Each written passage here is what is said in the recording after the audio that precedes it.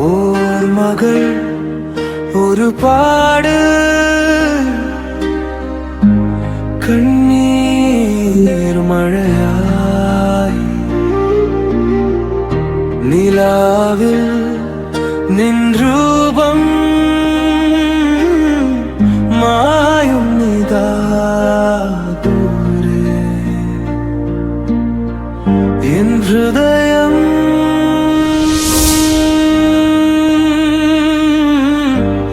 ഇന്നും നിനക്കാ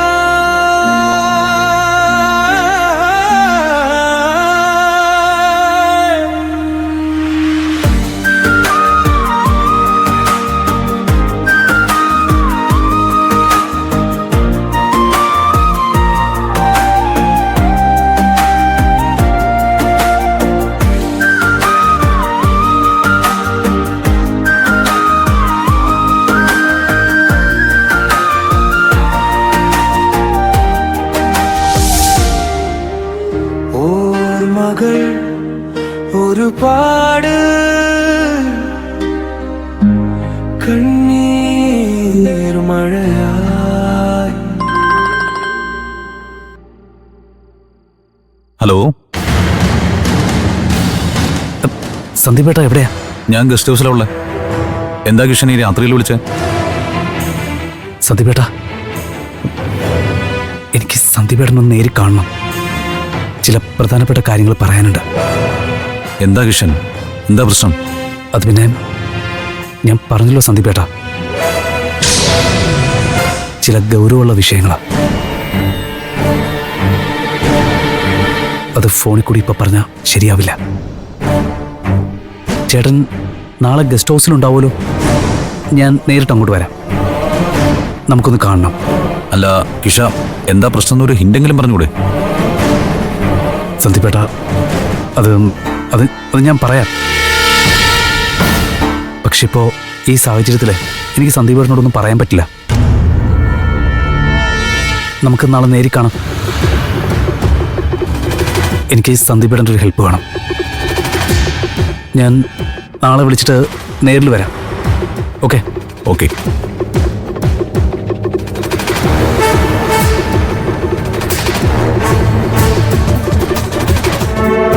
എന്താവും കിഷൻ എന്നോട് പറയാനുള്ളത്? ഇനി ദേവകുട്ടിയുടെ എന്തെങ്കിലും കാര്യമാണോ?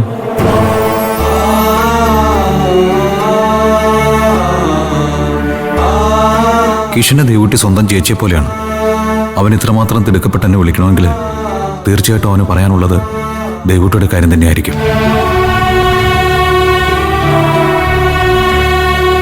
അരുത്, ഞാനിനി ഇങ്ങനെ ചെയ്യരുത്. ദേവകുട്ടി ഇപ്പോൾ മറ്റൊരാളുടെ സ്വന്തമാവാൻ പോവാ. പിന്നെ എന്തിനാ ഞാൻ അവളെപ്പറ്റി ഇങ്ങനെ ആലോചിക്കുന്നത്? അത് പാടില്ല. ദേവകുട്ടിക്ക് നല്ലൊരു ജീവിതം ഉണ്ടാവട്ടെ. മൂകാംബിക അമ്മയുടെ തീരുമാനവും അവൾ മറ്റൊരാളുടേതാവണമെന്നാണ്. അതുകൊണ്ട് ഇനി ഒരിക്കലും ദേവകുട്ടിയെ ആഗ്രഹിക്കാനോ സ്വന്തമാക്കാനോ ഞാൻ ശ്രമിക്കേണ്ടതില്ല.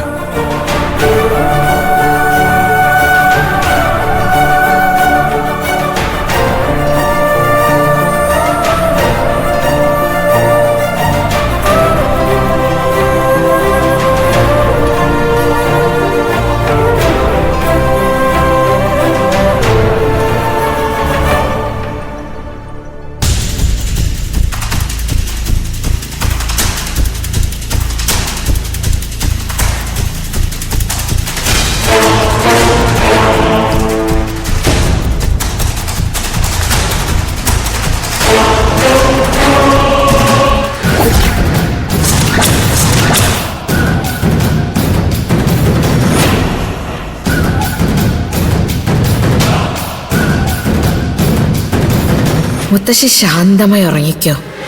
എനിക്കിവിടെ അല്പം ജോലി ബാക്കിയുണ്ട്.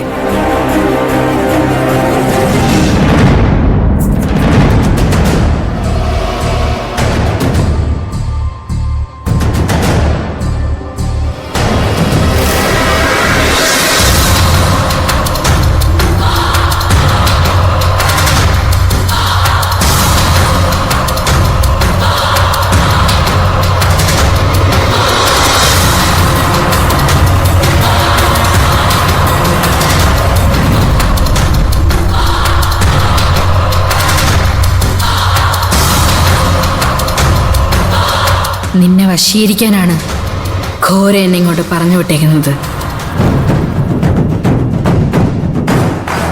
പക്ഷെ നിന്റെ മനസ്സിൽ ആ ദേവൂട്ടി ഉള്ളിടത്തോളം കാലം നീ മറ്റൊരു സ്ത്രീനെ കുറിച്ച് ചിന്തിക്കില്ലെന്ന് എനിക്കറിയാം. ദേവൂട്ടി മറ്റൊരാളുടെ ഭാര്യ ആവുന്നത് വരെ നിന്റെ മനസ്സിൽ അവള് മാത്രമായിരിക്കുമെന്ന് എനിക്കറിയാം. അങ്ങനെ ആയ സ്ഥിതിക്ക് നീ മറ്റൊരു സ്ത്രീയുടെ മുഖത്ത് പോലും ആഗ്രഹത്തോടെ നോക്കില്ല എന്ന് വന്നാൽ പിന്നെ ഞാൻ അങ്ങനെ എന്റെ ലക്ഷ്യം സാധിക്കും? ഘോരയ്ക്ക് കൊടുത്ത വാക്ക് എനിക്ക് പാലിച്ചേ മതിയാവൂ. തോറ്റുമടങ്ങാൻ എന്നെ കൊണ്ട് സാധിക്കില്ല. അങ്ങനെ വന്നാൽ അത് ഘോരയുടെ തോൽവിയും കൂടി ആകും.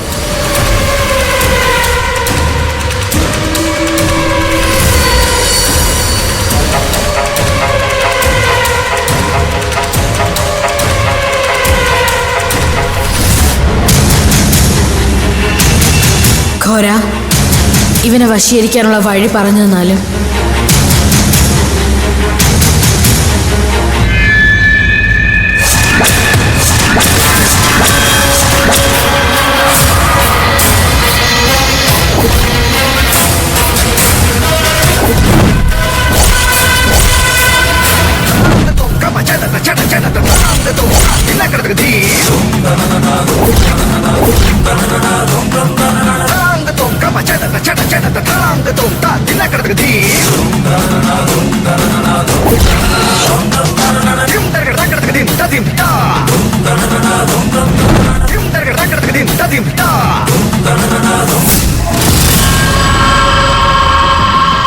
അവനെ നിന്റെ രൂപത്തിൽ വശീകരിക്കാൻ കഴിയില്ലെന്ന് നിനക്ക് പേടിയുണ്ടോ?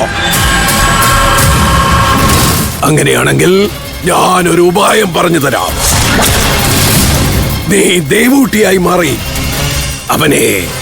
അവനെ വശത്താക്കണം. ഈ രാത്രി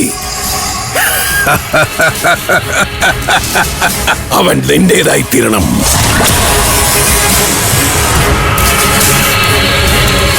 പിന്നീട് യാഥാർത്ഥ്യം എന്താണെന്ന് മനസ്സിലാകുമ്പോ